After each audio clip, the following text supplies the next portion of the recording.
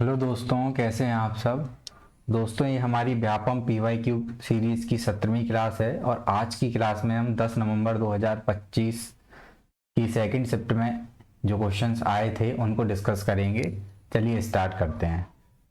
First question में आपसे कह रहा है, एक दुकानदार अपने सामान का मूल्य लागत मूल्य से 25% अधिक अंकित करता है, फिर ग्राहकों को उस पर 20% की छूट देता है। उसका शुद्ध लाभ प्रतिशत क्या है। देखिए, ये है हमारा लागत मूल्य, कॉस्ट प्राइस। ये हो गया आपने मार्क प्राइस और ये हो गया आपका सेलिंग प्राइस। क्वेश्चन में आपसे कह रहा है आपने लागत मूल्य से 25% अधिक अंकित किया, यानी किसी वस्तु की लागत अगर 100 रुपये है तो आपने उस पर 25% अधिक अंकित किया। 100 पर 25% कितना होता है 25, तो आपने उस पर 125 रुपये अंकित कर दिया। 125 रुपये हमारा हो गया मार्क प्राइस। फिर आपने उस पर कितनी छूट दी, ग्राहकों को 20% का डिस्काउंट दिया। तो 125 का 20% कितना रहता है 25 ही रहता है, तो आप उस पर 25 का डिस्काउंट दोगे। तो वो कितने में बेचोगे सामान, 100 रुपये में। आपसे पूछ रहा है उसका शुद्ध लाभ प्रतिशत क्या है। आपने 100 रुपये की खरीदी थी वो चीज़ और 100 रुपये की ही बेच दी, तो यानी आपको नेट डिस्काउंट, नेट जो आपको पूछा जाए कि नेट प्रॉफिट क्या हुआ है, तो नेट प्रॉफिट कितना हुआ है 0%, क्योंकि 100 रुपये की चीज़ आपने 100 रुपये में ही बेच दी। तो यानी कि यहाँ पे ऑप्शन गलत है, इसका सही आंसर क्या है 0%। ठीक है ना, यानी कि आपको ना प्रॉफिट हुआ ना लॉस हुआ। नेक्स्ट देखते हैं।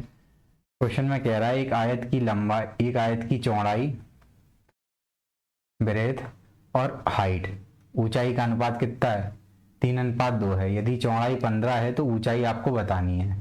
सिंपल क्वेश्चन है। देखिए 3x और 2x हमने मान लिया, ये होगी हमारी चौड़ाई, ठीक है, और ये होगी हमारी ऊंचाई यानी कि हाइट। अब क्वेश्चन में आपसे कहा है ऊंचाई आपको बतानी है और चौड़ाई आपको कितनी दी है 15। चौड़ाई कितनी दी है 15, 3x की वैल्यू 15 दी है, तो x की वैल्यू कितनी आ जाएगी यहाँ से निकल के 5। आपसे क्या पूछा है, ऊंचाई पूछी है, तो x की वैल्यू 5 आ जाएगी। 5 यहाँ रख देंगे तो हमारी हाइट कितनी आ जाएगी 10। सिंपल क्वेश्चन है। नेक्स्ट क्वेश्चन में आपसे कह रहा है 9 छात्रों का औसत स्कोर है 45। यदि 10वां छात्र 60 अंक लेकर आता है तो सभी 10 छात्रों का नया औसत क्या हो जाएगा। देखिए पहले हम इसको शॉर्ट में देखते हैं, ठीक है, शॉर्ट तरीके से देखते हैं। आपसे कह रहे हैं 9 छात्रों का औसत कितना है 45 है, और जो 10वां छात्र आता है वो कितने अंक लेके आता है 60 अंक लेके आता है, यानी कि एवरेज से कितने अंक अधिक लेके आता है 15 अंक अधिक लेके आता है इससे, यानी कि इसके आने से क्या होगा छात्रों का औसत बढ़ेगा। ठीक है, तो बढ़ कितना गया है भाई आपसे पूछा है। देखिए जो ये 15 अंक एक्स्ट्रा लेके आया है वो सभी छात्रों में बट जाएंगे। तो पहले 9 छात्र थे, अब छात्र कितने हुए टोटल 10, तो ये 15 अंक पूरे 10 छात्रों में बांटेंगे तो सभी का एवरेज कितना बढ़ जाएगा 1.5, यानी कि पहले एवरेज कितना था 45, अगर उसमें 1.5 ऐड करेंगे हम 45 में तो हमारा नया एवरेज कितना हो जाएगा 46.5। ये तो बेसिक हो गया, सॉरी डायरेक्ट हो गया। अगर हम इसको बेसिक से देखेंगे तो बेसिक से कैसे करते हैं, एवरेज होता क्या है total number of observation upon sum of observation, sorry sum of observation upon total number of observation, कुल आंकड़ों का योग बटे आंकड़ों की संख्या। तो 9 छात्रों का औसत कितना है 45, तो उनका योग कितना हो जाएगा 9 गुणा 45 प्लस एक जो नया छात्र आया उसके अंक कितने हैं 60, और सभी छात्र मिला के कितने होगा टोटल 10। इसको सॉल्व कर देंगे तो भी हमारा आंसर कितना आएगा 46.5, 465/10 आ जाएगा ये। इसको सॉल्व करेंगे तो 46.5। ठीक है, आपको ये वाला मेथड याद रखना है, इससे जल्दी होगा। नेक्स्ट देखते हैं। एक पाई चार्ट में छात्रों को दर्शाने वाले खंड का कोण कितना है 45 degree. If the angle of a sector representing student in pie chart is 45 degree, how many student are there if the total number of is 36। Question में कह रहा है कि यदि छात्रों की कुल संख्या 3600 हो तो उस खंड में कितने छात्र दर्शाए गए हैं। ठीक है, 45 डिग्री की वैल्यू आपको पूछी है और आपको दिया है कुल छात्रों की संख्या कितनी है 360। तो हमें पता है पूरा पाई चार्ट कितने डिग्री का रहता है 360 डिग्री का रहता है, यानी कि ठीक है। और आपको दी कितनी है पूरे छात्रों की संख्या 3600, 360 डिग्री किसके बराबर है 3600 के बराबर, कितना गुना है 10 गुना। तो आपसे 45 डिग्री की वैल्यू पूछिए तो 45 डिग्री की वैल्यू भी कितनी जाएगी 10 गुना, यानी कि टोटल ये जो आपसे पूछा है 45 डिग्री का खंड कितने छात्रों को दर्शाता है, तो कितने छात्रों को दर्शाता है 450, क्योंकि पूरा पाई चार्ट रहता है 360 डिग्री का छात्रों की कुल संख्या हमको दी है उस पाई चार्ट में कितनी, 3600। 360 किसके बराबर है, 3600 किसके बराबर है, 360 के बराबर। तो 45 डिग्री कितने के बराबर होगा, 450 के बराबर। नेक्स्ट क्वेश्चन देखते हैं। इसमें कह रहा है एक सरकारी सर्वेक्षक ने आदिवासी क्षेत्र में घरों के आकार सदस्यों की संख्या को इस प्रकार दर्ज किया है, 5, 6, 5, 8, 10, 4, 9, 6, 5। तो इनका माध्यिका बताना है। तो माध्यिका का मतलब क्या होता है, मैंने आपको पहले की क्लासों में ही बताया है। माध्यिका का मतलब क्या होता है, मिडिल टर्म।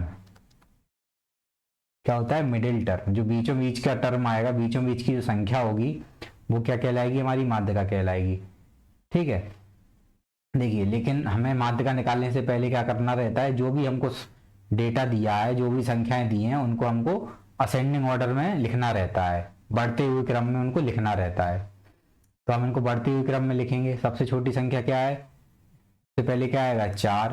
तो 4 से बड़ा क्या है, देखिए 4 लिख लिया हमने। फिर 4 से बड़ा क्या है, 5। 5 कितनी बार आया है, 1, 2 और 3। तो 5 लिख लिया हमने 3 बार। 5 के बाद क्या आया है, 6 आया है। 6 कितनी बार आया है, 2 बार आया है। ठीक है, 6, 1 है 6। 6 के बाद क्या है, बड़ी संख्या 8। 8 के बाद क्या है, 9। और फिर क्या है लास्ट, 10। ये हमने लिख लिया इनको बढ़ते हुए क्रम में।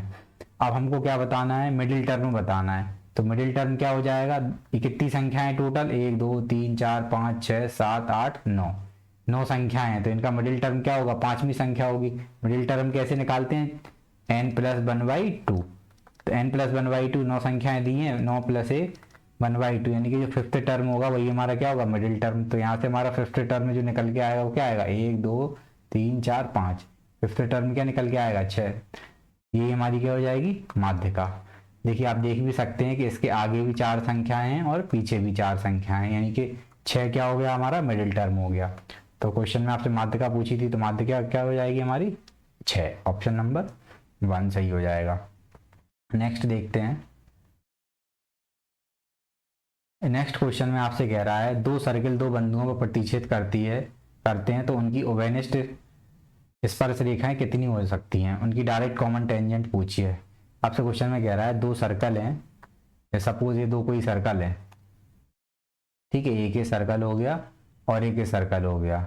आपसे पूछा है ये दो बिंदुओं पर क्या करते हैं, प्रतिच्छेद करते हैं। देखिए ये दो बिंदु हो गए, एक ये मान लिया मैंने ए और एक मान लिया बी, ये दोनों पर प्रतिच्छेद करते हैं। तो कह रहा है इनकी कितनी ओवेनिस्ट स्पर्श रेखाएं खींची जा सकती हैं। तो इसकी कितनी ओवेनिस्ट स्पर्श रेखाएं खींची जा सकती हैं। ओवेनिस्ट स्पर्श रेखा का मतलब क्या होता है, जो सर्कल को ऐसे स्पर्श करते हुए चली जाए, मतलब प्रतिच्छेद ना करे, केवल टच करते हुए चली जाए, तो इसको क्या कहते हैं, स्पर्श रेखाएं। तो दोनों की ओवेनिस्ट, ओवेनिस्ट मतलब जो दोनों में कॉमन हो। तो हम एक तो ऐसे खींच सकते हैं, पहली ऐसे खिंच जाएगी और दूसरी ऐसे खिंच जाएगी, ऐसे। तो यानी कि कितनी स्पर्श रेखाएं खींची जा सकती हैं, केवल 2 ही स्पर्श रेखाएं खींची जा सकती हैं जब दो सर्कल एक दूसरे को दो बिंदुओं पर प्रतिच्छेद करें। तो नेक्स्ट देखते हैं। क्वेश्चन में आपसे कह रहा है the simple interest on a sum of 4 years at 6% per annum is 1400, what is the principal amount. किसी राशि पर 4 वर्षों के लिए 6% साधारण ब्याज की 6% वार्षिक साधारण ब्याज 4800 रुपये। तो आपको मूलधन बताना है। देखिए मूलधन कितना रहता है, अपने आप में 100% रहता है, ठीक है। देखिए आपको 6% वार्षिक ब्याज की दर है, यानी कि हर साल 6% ब्याज मिलता है। तो आपको 4%, अगर 4 वर्ष में मैं पूछूं कितना ब्याज मिलेगा, तो 6% एक साल में मिलता है, तो 4 साल में आपको कितना ब्याज मिला होगा, 24% ब्याज मिला होगा। जबकि क्वेश्चन के हिसाब से क्या कह रहा है, आपको कितना ब्याज मिला है, 4800 रुपये ब्याज मिला है, यानी कि 24% की वैल्यू कितनी है, 4800। आपको मूलधन बताना है। तो मूलधन अपने आप में कितना रहता है, 100% रहता है। तो 100% की वैल्यू आपको बतानी है। देखिए इसका कितना गुना है, 200 गुना है, तो यहाँ पे भी मूलधन भी कितना हो जाएगा, 200 गुना हो जाएगा। तो 24 का 200 में गुणा करेंगे तभी 4800 आएगा। इसी 100 का भी 200 में गुणा करेंगे तो मूलधन कितना आ जाएगा, 20,000 रुपये। सिंपल क्वेश्चन है। नेक्स्ट देखते हैं। एक दुकानदार 500 रुपये में एक वस्तु खरीदता है, ये आपको क्या दिया है, कॉस्ट प्राइस खरीदता है, और 600 रुपये में बेचता है, आपको क्या दिया है, सेलिंग प्राइस दिया है। आपको लाभ प्रतिशत बताना है। तो 500 रुपये की चीज़ आपने 600 में बेची, तो आपको कितने का लाभ हो गया, 100 रुपये का लाभ हो गया। परसेंटेज में बताना है, तो 100 रुपये का लाभ हो गया। लाभ हमेशा किस पे निकालते हैं, कॉस्ट प्राइस पे। तो कॉस्ट प्राइस कितना था, 500। और परसेंट बदलने के लिए 100 से क्या कर देंगे, गुणा कर देंगे। इसको सॉल्व करेंगे 100 से कितनी बार कटेगा, 5 बार, और 5 का इसमें गुणा करेंगे, भाग देंगे तो कितना आएगा, 20%। 20% को क्या लिख सकते हैं, 0.2। नेक्स्ट देखते हैं, पुणे के एक वर्गाकार पार्क का क्षेत्रफल 3969 वर्ग मीटर है, उसकी बाउंड्री परिधि बतानी है। ठीक है, एक वर्गाकार है, पार्क है, उसका क्षेत्रफल आपको दिया है कितना, 3969। यदि वर्ग की प्रत्येक भुजा ए होती है तो उसका क्षेत्रफल क्या होता है, वर्ग का क्षेत्रफल भुजा का स्क्वायर। यही आपको क्या दिया है, 3969 दिया है। तो यहाँ से अगर मैं वर्ग की भुजा की बात पूछूं तो कितनी आएगी, 3969 कितने का वर्ग रहता है, 63 का वर्ग रहता है। अब आपसे क्या पूछा है, पार्क की बाउंड्री, बाउंड्री मतलब चारों भुजाओं का योग, यानी कि पेरीमीटर। तो वो कितना रहता है, 4a रहता है, 4, और ए की वैल्यू हमने कितनी निकाली, 63। इसको सॉल्व करेंगे कितना आएगा, 252 मीटर, यानी कि बाउंड्री कितनी आ जाएगी, 252 मीटर। ऑप्शन नंबर 2 हमारा सही हो जाएगा। नेक्स्ट देखते हैं, कह रहा है इसको सरल कीजिए, 18 डिवाइड बाई 3 प्लस 6।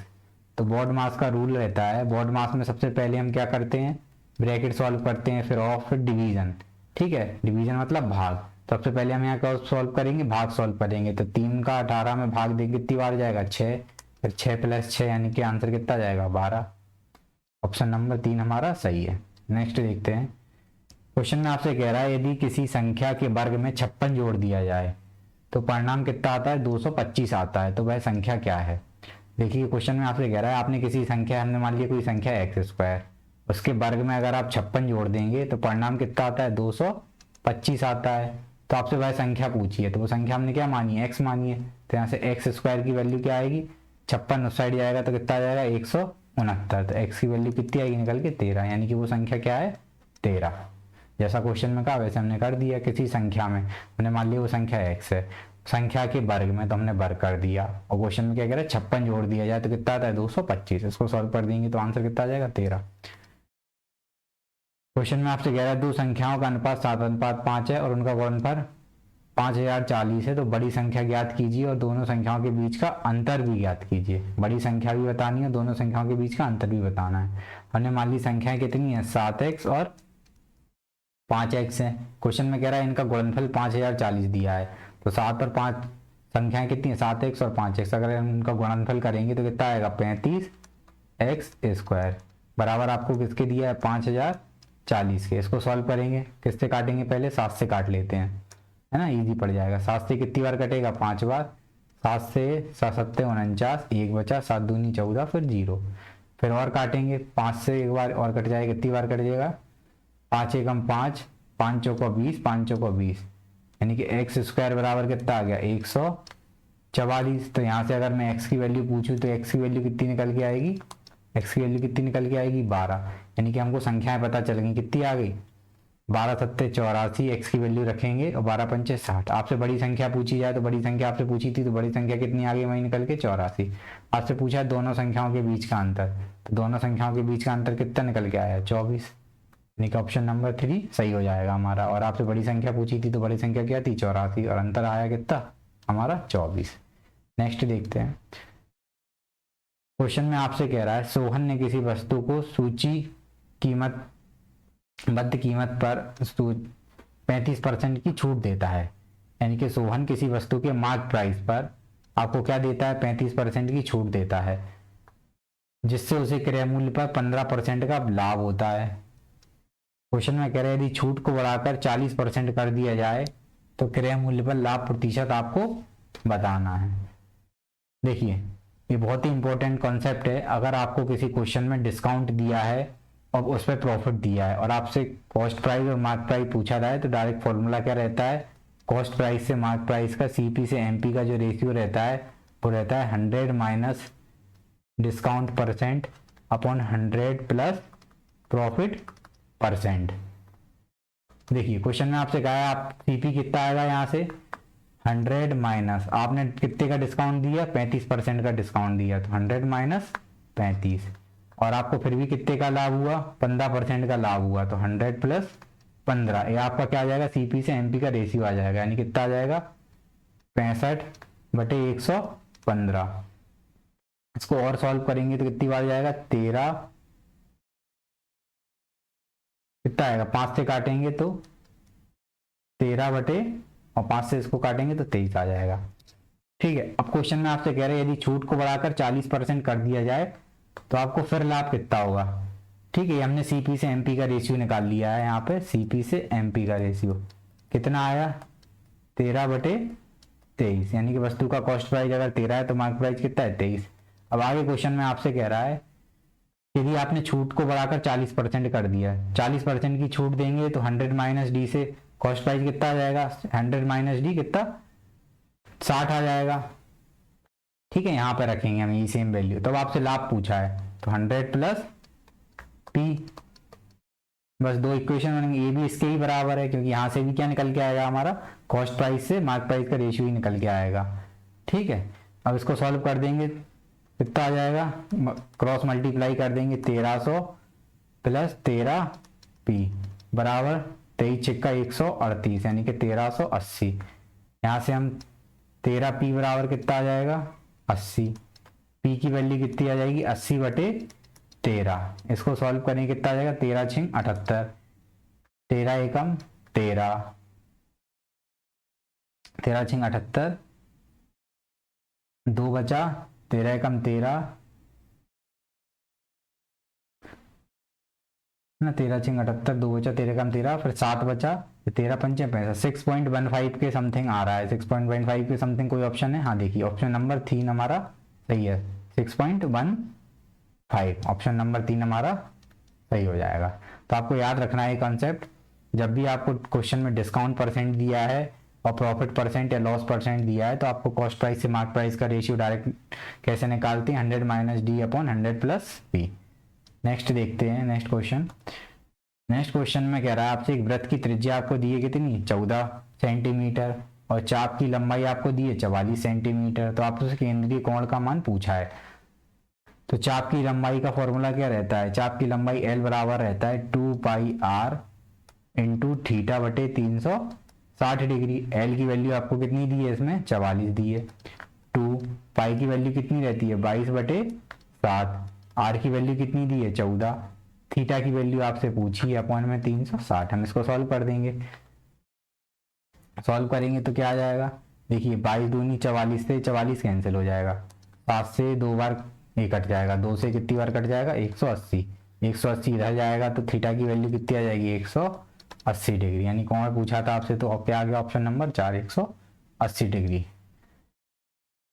क्वेश्चन में आपसे कह रहा है कि ए पैरेललोग्राम है जो base of 12 metre and height of 5 metre, what is the area of square metre.